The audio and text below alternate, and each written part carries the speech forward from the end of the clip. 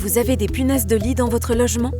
Voici quelques conseils pour lutter contre ce nuisible. Avant toute chose, sachez que la présence de punaises n'a rien à voir avec l'hygiène de la personne ou l'état de propreté du logement.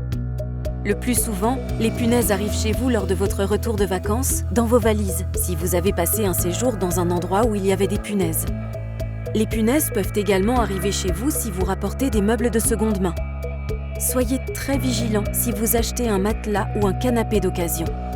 Il faut réagir très vite pour éviter l'expansion de l'infestation.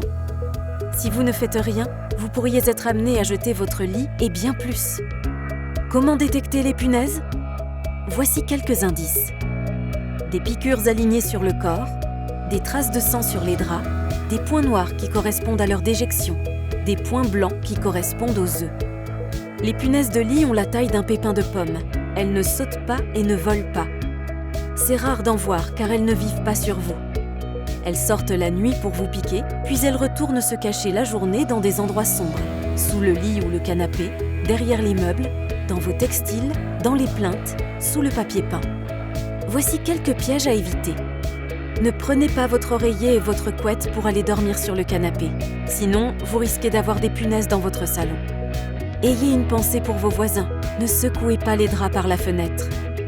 Ne descendez pas votre matelas dans la rue sans indiquer la présence de punaises, d'autant que vous pouvez le sauver. N'achetez pas de produits chimiques dans le commerce. Ils sont inefficaces. L'efficacité de la terre de diatomée contre les punaises est limitée et le produit peut être dangereux pour les animaux domestiques. Voici ce qu'il faut faire.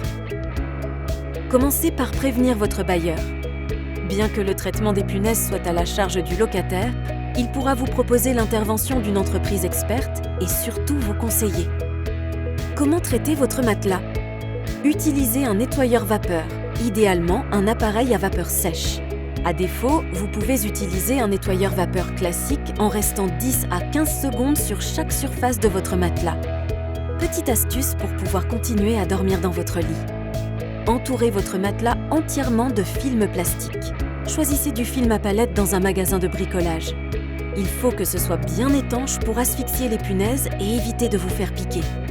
Vous pouvez réaliser un piège maison avec du scotch double face sur les pieds des lits, canapés et meubles.